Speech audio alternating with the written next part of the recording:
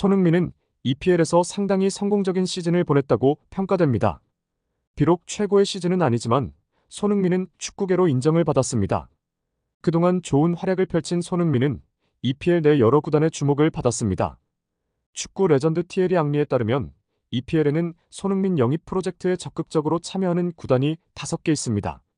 그 5개 클럽의 정체는 맨체스터 유나이티드, 맨체스터 시티, 리버풀, 첼시, 뉴캐슬인데요.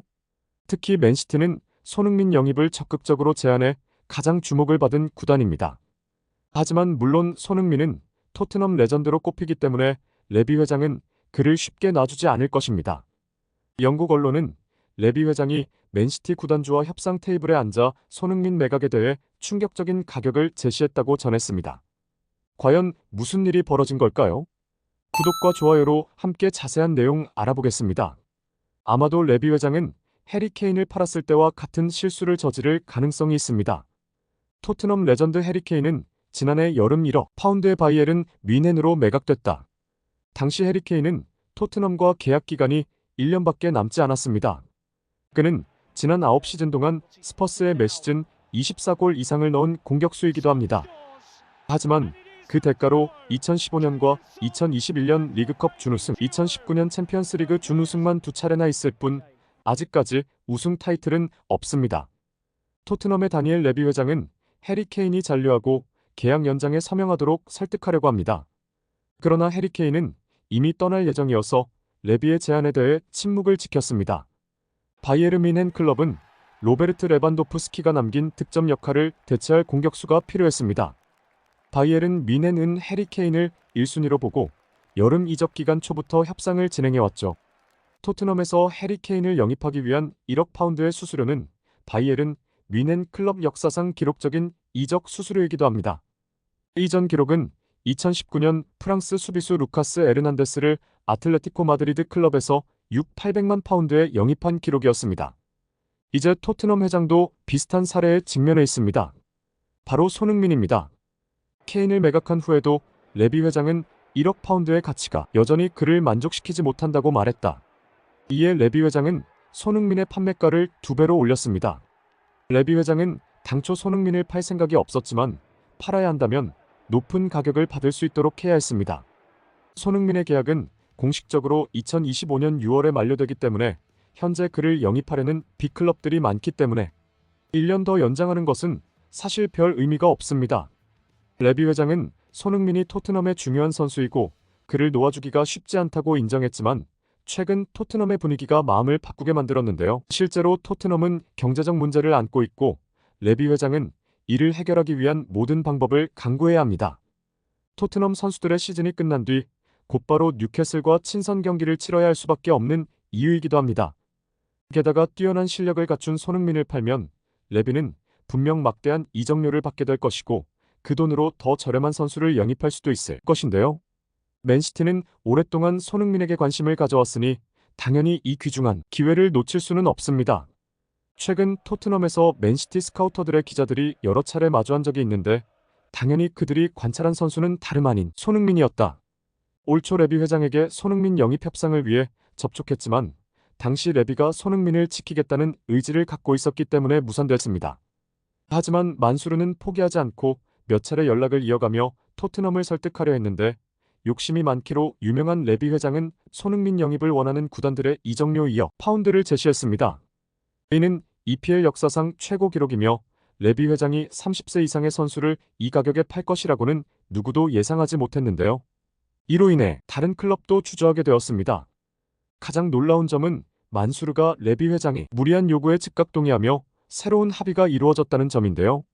구체적으로 토트넘은 여전히 손흥민과 1년 더 계약을 연장하고 싶어 하지만 연장 여부는 시즌이 끝난 후 손흥민의 결정에 달려 있습니다. 손흥민이 계약 연장에 동의하지 않으면 맨시티가 손흥민을 영입할 수 있다는 뜻이죠.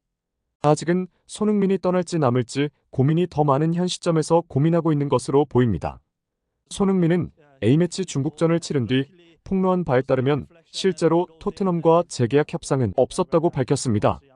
이에 팬들은 손흥민의 큰 변화를 더욱 기대하게 만듭니다. 손흥민의 맨시티 이적을 지지하는 말이 늘어나고 있어 멈출 기미가 보이지 않습니다. 그러나 가장 중요한 것은 여전히 손흥민의 결정입니다. 왜냐하면 그것은 그의 미래와 관련된 것이기 때문입니다. 한편 토트넘이 올여름 손흥민의 새로운 공격 파트너 영입에 가까워졌다는 소식이 들려왔습니다. 영국의 스포츠 위트니스는 25일 토트넘이 선수 영입에 매우 근접했다고 보도했습니다. 토트넘은 이번 여름 대대적인 팀 개편을 준비 중입니다. 엔제 포스테코글루 감독 체제의 첫 시즌에서 확실한 반등을 보여줬기에 구단 수뇌부는 유럽 챔피언스리그 진출 실패에도 불구하고 적극적으로 이적 시장에서 지원할 것으로 알려졌습니다. 토트넘은 수비, 중원, 공격 등 다양한 분야에서 선수 영입을 준비하고 있습니다. 그 중에서도 최전방 공격수 포지션은 특히 중요한 위치로 꼽힙니다. 해리 케인의 이탈 이후 손흥민이 최전방에서 활약하며 공백을 일부 메웠지만 여전히 부족한 점이 있습니다. 손흥민이 최적의 포지션인 좌측 윙에서 활약하기 위해서는 최전방 공격수의 영입이 필수적입니다. 이러한 상황에서 네덜란드 리그에서 뛰어난 활약을 보여준 한 공격수가 토트넘에 합류할 가능성이 높아졌다는 소식이 전해져 화제를 모으고 있습니다. 스포츠 휘트니스는 미국 터드 라디오의 보도를 인용해 히메네스가 이번 여름 이적 시장에서 토트넘에 합류할 가능성이 매우 높다고 전했습니다. 그는 현재 코파 아메리카에 참가 중인 멕시코 대표팀에 소속되어 있지만 그 이면에서는 이적을 위한 논의가 활발히 진행 중이라고 합니다. 히메네스는 이번 시즌 네덜란드 리그에서 맹활약한 공격수입니다. 2001년생인 그는 전형적인 9번 역할을 수행하는 뛰어난 최전방 공격수로 득점 능력이 뛰어납니다. 지난 2022년 멕시코 리그를 떠나 네덜란드의 페에노르트로 이적한 후 첫 시즌 리그 32경기에서 15골을 기록했습니다. 이어서 이번 시즌에는 공식전 41경기에서 26골 8도움을 기록하며 유럽의 주요 클럽들의 주목을 받았습니다. 히메네스는 전설적인 공격수 로빈 판페르시와 비교되기도 합니다. 일부 매체에서는 히메네스에게 그는 왼발잡이로 판페르시 발자취를 따르고 있다며 그의 플레이 스타일이 속도, 운동 능력, 마무리 헤더, 본능적인 움직임까지 갖춘 완벽한 공격수라는 평가를 내렸습니다. 히메네스는 토트넘 외에도 리버풀, 사우스햄턴, AC 밀란 등의 관심을 받고 있지만 토트넘이 가장 적극적인 것으로 알려졌습니다.